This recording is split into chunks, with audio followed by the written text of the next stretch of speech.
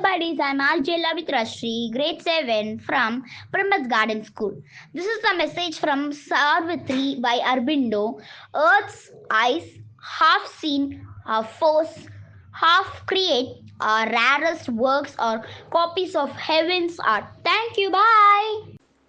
Hello buddies, நான் உங்க Ajay தியாமதி, grade 8 from Bilbats Garden School. Today's Karma Yogi Appa message. The idealistic leader developing others to work for the spread of the ideal till this day remains an ideal. The unrealistic coterie neither rises to the occasion of the ideal nor refrains from shutting up the ideal and is leader in a forgotten cocoon. Often it flowers in a succeeding generation. Thank you. Bye.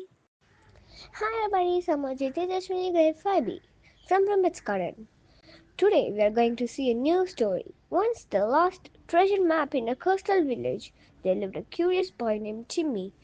One day while exploring the beach, he found an old crumpled map. It looked like a treasure map and he was thrilled at the thought of finding hidden riches. Timmy followed the map's clues and markers diligently, digging holes in the sand along the way. He didn't find any treasure, but he did meet a friendly old sailor named Captain Jack. Captain Jack explained that the map wasn't leading to a goal, but to a hidden message. It was a reminder that the real treasure in life is the people we meet and the adventures we have. Timmy realized that the treasure was the lessons he had learned and the friendships he had made during his journey. Moral: the real treasures in life are the experiences, lessons, and friendships we gather along the way. And if you found this story useful, don't forget to like, comment, and share.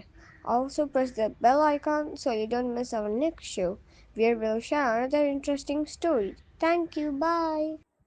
அனைவருக்கும் வணக்கம். நான் Karpagam Rajesh, பிரைம்பர்ட்ஸ் garden பள்ளியிலேருந்து பேசுகிறேன். இன்றைக்கி ஒரு குட்டி கதை கேட்கலாமா? ஒரு வாட்டி ஒரு அமைச்சரவையில் தெனாலிராமனுக்கும் அந்த ராஜகுருவுக்கும் ஒரு பெரிய விவாதம் வருது. தெனாலிராமன் புத்திசாலித்தனமாக நிறைய விஷயங்களுக்கு ஐடியா சொல்லி ராஜாவுக்கு ஒரு பிரசித்தி பெற்ற ராஜாவுக்கு ஒரு ஃபேவரான ஒரு பர்சன் இல்லையா? அதை அந்த ராஜகுருவால் ஏற்றுக்க முடியல. அப்போது இல்லை, இவன் ஒன்றும் புத்திசாலி இல்லை அப்படின்னு சொல்லி ஆர்கியூ பண்ணுறாரு. அப்போது ராஜா சொல்கிறார், இல்லை தெனாலிராமன் நிறைய விஷயத்தில் ரொம்ப புத்திசாலித்தனமாக யோசிப்பாருன்னு சொல்லும்போது அப்போ இது நிரூபிக்கணும் அப்படின்னு சொல்லி ராஜகுரு கேட்குறாரு. அப்போ தெனாலிராமன் சரி, அதுக்கு நான் ஒத்துக்கிறேன், நிரூபிக்கிறேன், அப்போ நீங்கள் சொல்லுங்கள், என்ன பண்ணணும்னு சொல்லுங்கள், நான் செஞ்சு நிரூபிக்கிறேன் அப்படின்னு சொன்னோடனே அப்போ ராஜகுரு என்ன சொல்கிறாரு, கழுத்தளவு பள்ளம் தோண்டி உங்களை அதில் நிற்க வச்சு உங்கள் தலை மட்டும்தான் மேலே இருக்கும், மண்ணுக்குள்ளே உடம்பு இருக்கும், தலை மட்டும் மேலே இருக்கும். நீங்கள் உங்களுக்கு 1 hour டைம், 1 மணி நேரத்தில் நீங்கள் ஏதாவது பண்ணி அங்கேருந்து வெளியில் வந்துடணும். அப்படி இல்லைன்னா யானையை வச்சு உங்கள் தலையை மிதித்து நசுக்கிடுவோம், நீங்கள் புத்திசாலி இல்லை அப்படின்னு சொல்கிறாரு. தெனாலிராமனும் இந்த சேலஞ்சுக்கு ஒத்துக்கிறாரு. ராஜாவுக்கு ரொம்ப ஆச்சரியம், என்ன இவ்வளோ பெரிய ரிஸ்க்காக கொடுக்குறாரு, இவர் கழுத்தளவு வச்சு இது பண்ணால் இவர் எப்படி மேலே வருவார் அப்படின்னோடனே, இல்லை ராஜா நான் ஒத்துக்கிறேன் போட்டிக்கு அப்படின்னு சொல்லிட்டு என்ன பண்ணுறாங்க, ஒரு இடத்துக்கு கூப்பிட்டு போகிறாங்க. கழுத்தளவு நல்லா மண் ஃபுல்லாக பள்ளம் தோண்டிட்டு அதில் தெனாலிராமனை வச்சுட்டு கழுத்து மட்டும்தான் மேலே தெரியுது இருக்காரு. எல்லோரும் விட்டுட்டு போயிட்டாங்க. 1 hour கழித்து யானையை கூப்பிட்டு வரோம், எப்படி நீ இங்கே தான் இருப்ப அப்படின்னு சொல்லிட்டு போயிட்டாங்க. போனோடனே இப்போது பார்த்தா தெனாலிராமன் அது உள்ளே இருக்கார்.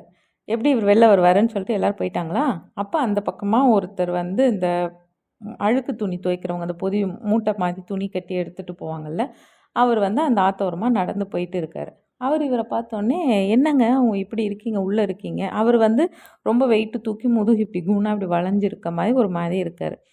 என்னங்க இங்கே இருக்கீங்க, ஏன் யார் உங்களை இப்படி வச்சது என்னன்னொடனே அப்போ தெனாலிராமன் சாமர்த்தியமாக என்ன சொல்கிறாராம், இல்லை எனக்கும் கொஞ்சம் இந்த மாதிரி முதுகு வளைஞ்சி கூணாக இருந்தது, இந்த மாதிரி மண்ணில் இப்படி ஸ்ட்ரைட்டாக இப்படி கழுத்தளவு மண்ணில் இருந்தோன்னா முதுகு நிமிந்துரும் அப்படின்னு சொல்லி ஒரு வைத்தியம் இருக்குது, அதுக்காக தான் நான் இந்த பள்ளத்துக்குள்ளே இருக்கேன் அப்படின்னு சொன்னாராம்.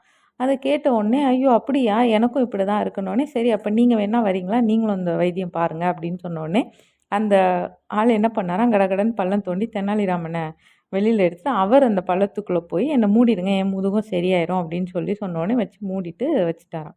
1 மணி நேரம் ஆச்சு. யானையோட வராங்க தெனாலிராமன் தலையை நசுக்கணும் அப்படின்றதுக்காக. அங்கே பார்த்தா பள்ளத்துக்குள்ளே வேற ஆள் இருக்கார். தெனாலிராமன் வெளியில் இருக்கார். எல்லாருக்கும் ஆச்சரியம், என்ன பண்ணீங்கன்னா? அப்போ இதை மாதிரி தான் நான் தப்பிச்சேன் ராஜா அப்படின்னு சொல்லி சொல்கிறாராம்.